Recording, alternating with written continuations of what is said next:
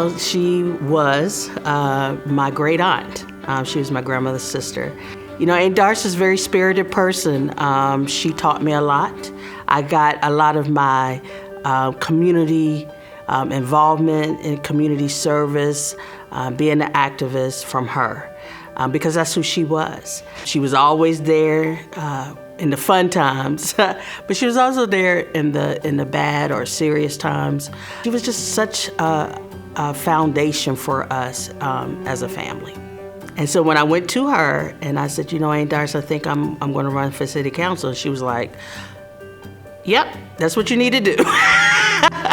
And then she followed it up with, now, if you're going to do this, you need to put everything you have in it. She served her community no matter how young or old she became. I mean, she was still going around in the Northeast neighborhood with a pot of pinto beans and cornbread, feeding the homeless. And I'm so glad that she was able to understand that that building was there in honor of her. She deserved that, right? All of her hard work, all of her community service, she really did deserve that. And as family, you know, as our family, we are so overwhelmed and honored that JMU thought of her in that way, and that her legacy will live on, especially on that campus. She was fun. She was funny. She was just, I mean, she was a ball of fire, right? And everyone wanted to be connected to Aunt Darcus, and she was very much connected to you. So even though we miss her, her spirit still is very strong in the community, in the family, and just in people's lives. I can see her parked inside of that building. So proud, so proud. She would be definitely proud, and she was. And just enjoying, you know, the accomplishment and the recognition and the honor. And I'm so grateful to James Madison University for honoring her. Very organically, we developed a pen pal through my travels and sending her postcards and notes, and then she would write me back. I just didn't treasure the value of having those letters from her because they were pretty profound, her advice and guidance and insights to me. JMU got it right.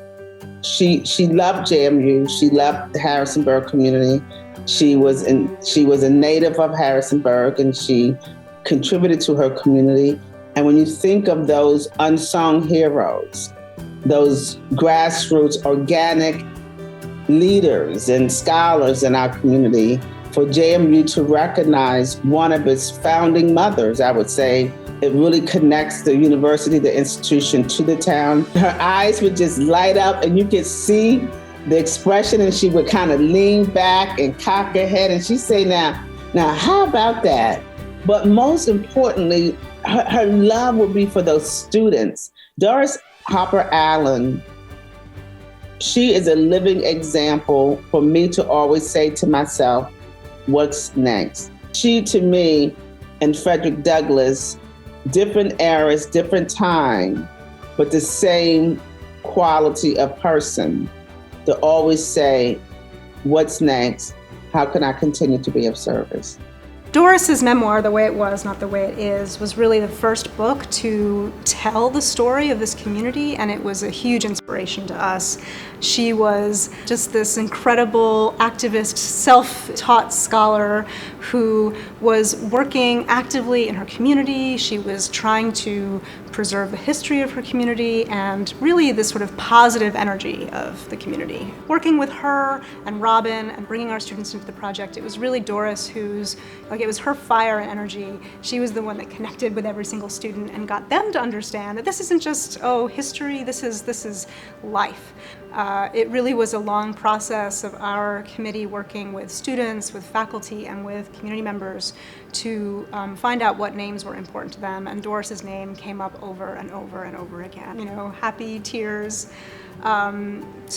to when I found out that that recommendation had been approved, not only for her relationship to JMU and the work that she did as a staff member decades ago, but also as a mentor and you know, community engaged partner for students much more recently, but also just her work in the community, her activism. She was a kind of an educator in her own community, giving people tours, you know, taking care of kids in a really intellectual and activist way. And so to see her honored on a JMU building is, I think, almost the least we could do.